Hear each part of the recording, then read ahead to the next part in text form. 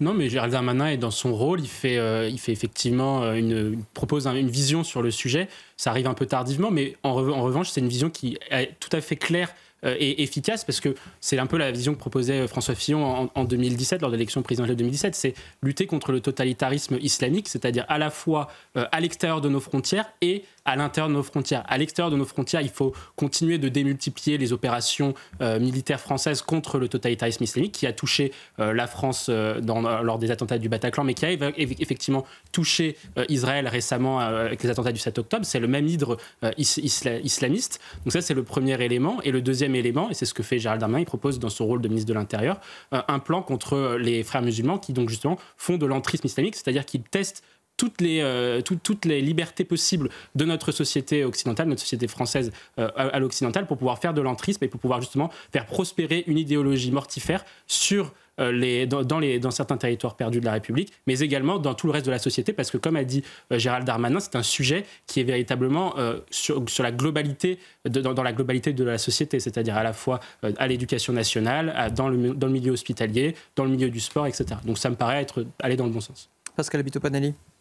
Oui, ça écoutait un rôle de la société, avec des gens qui cassent, qui refusent ce pacte social et appliquent leur propre lecture du rapport en société. C'est extrêmement inquiétant, puis c'est bien sûr déplorable. Mathieu Hoc.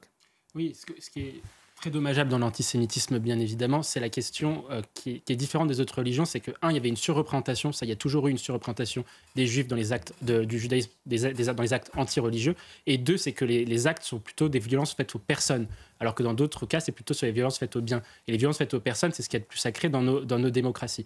En plus, et c'est là où le sondage est intéressant, c'est qu'il y a 35% qui font le lien avec ce qui se passe au Proche-Orient, avec le soutien à la politique d'Israël. Or, une bonne partie de l'extrême gauche nous explique qu'il n'y a pas de continuité entre l'antisionisme et l'antisémitisme.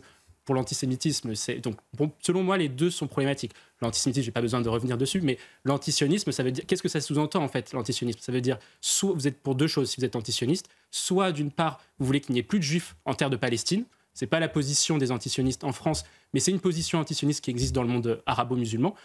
Soit vous voulez qu'il n'y ait pas d'État d'Israël, ou un État binational, ou en tout cas pas d'État juif en terre de Palestine. Et ça, c'est la politique aujourd'hui, et c'est l'option que proposent les associations d'extrême gauche. Et dans les deux cas, c'est dommageable. Et effectivement, ça participe à cette haine antisémite qui s'exerce en France aujourd'hui. Dominique Artus. Je vais vous citer juste un exemple très concret. Nous avons reçu...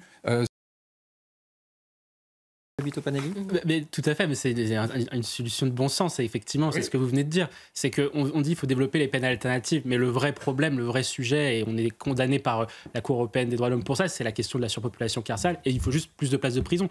Or, on voit que la justice est le parent pauvre du régalien, puisque par exemple la France dépense 2 fois moins que l'Allemagne sur la justice, et au sein de la justice, l'administration pénitentiaire, donc les prisons, sont véritablement le parent pauvre et disposent de très peu de moyens quand on les compare au reste des autres pays européens. Donc il faut absolument investir sur créer des places, et là-dessus, il y a une responsabilité politique à la fois des élus nationaux, donc du gouvernement qui s'était engagé à construire des places de prison et qui n'a donc 10 000 places de prison, et il n'aura pas tenu ses engagements. Ça, c'est le premier élément. Et deuxième point, il faut mettre aussi la responsabilité sur les élus des collectivités territoriales qui ne veulent pas qu'il y ait de places de prison proches de leur commune. Et c'est ces gens-là qui bloquent aujourd'hui la création de prisons. Et ensuite, après, les Français se retrouvent dépossédés de l'action publique, c'est-à-dire que la justice aujourd'hui ne permet plus de garantir l'effectivité des peines et effectivement la certitude d'une peine dès lors qu'elle est prononcée, pour pouvoir mettre hors d'état de nuire les personnes qui sont nuisibles à la société. Yvan Gombert, merci.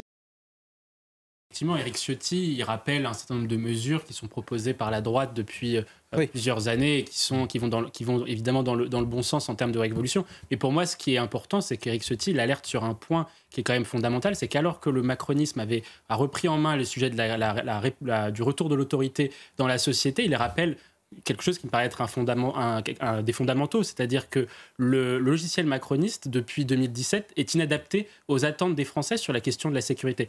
Emmanuel Macron, quand il est arrivé en 2017, jusqu'au Beauvau de la sécurité, il restait sur le paradigme suivant, c'est-à-dire qu'en luttant contre la précarité sociale, en augmentant le chômage, donc le logiciel social-démocrate, il allait réduire la pauvreté en faisant un lien entre pauvreté, il allait réduire la délinquance en faisant un lien entre pauvreté et délinquance. Or, le chômage a baissé en France sur le premier quinquennat et pour autant, les chiffres de l'insécurité ont quand même tous explosé. Donc c'est-à-dire que ce logiciel-là, social-démocrate, n'est plus adapté.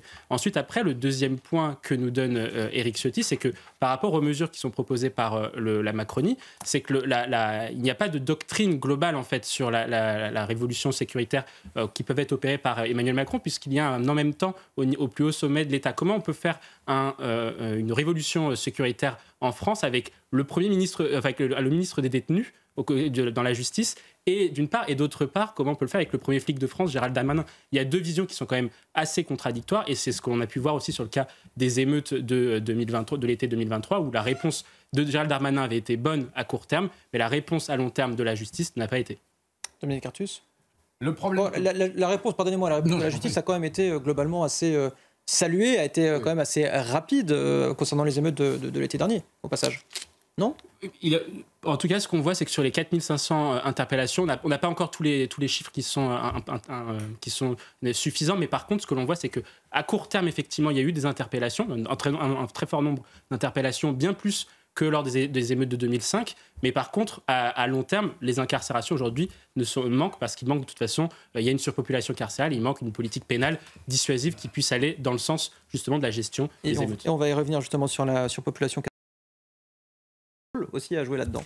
Ils ont un rôle et surtout ce que cette enquête révèle, c'est un point qui est essentiel, c'est que le métier de la police, le corps de la police est le corps de la fonction publique le plus contrôlé. Il y a une enquête tous les 3 jours qui concerne un policier, ce qui n'est pas le cas dans les autres corps de la société.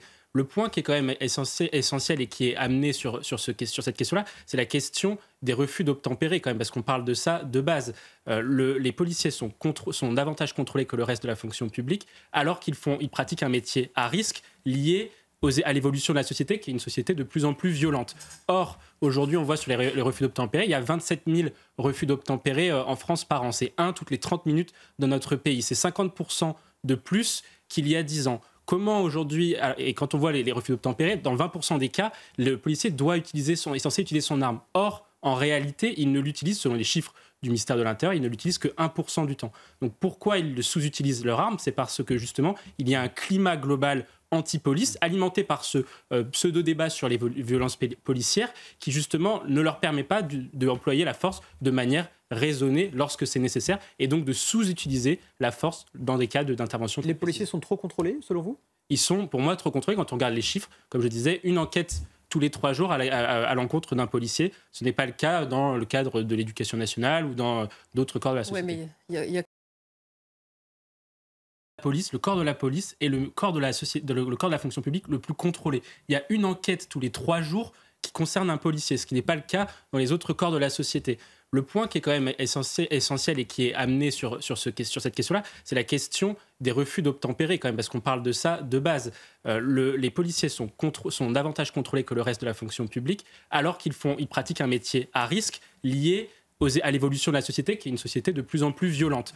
Or, aujourd'hui, on voit sur les refus d'obtempérer, il y a 27 000 refus d'obtempérer en France par an. C'est 1 toutes les 30 minutes dans notre pays. C'est 50% de plus qu'il y a 10 ans. Comment aujourd'hui, et quand on voit les refus d'obtempérer, dans 20% des cas, le policier est censé utiliser son arme. Or, en réalité, il ne l'utilise, selon les chiffres du ministère de l'Intérieur, il ne l'utilise que 1% du temps. Donc pourquoi ils sous-utilisent leur arme ? C'est parce que justement, il y a un climat global anti-police, alimenté par ce pseudo-débat sur les violences policières, qui justement ne leur permet pas d'employer la force de manière raisonnée lorsque c'est nécessaire, et donc de sous-utiliser la force dans des cas d'intervention. Les policiers sont trop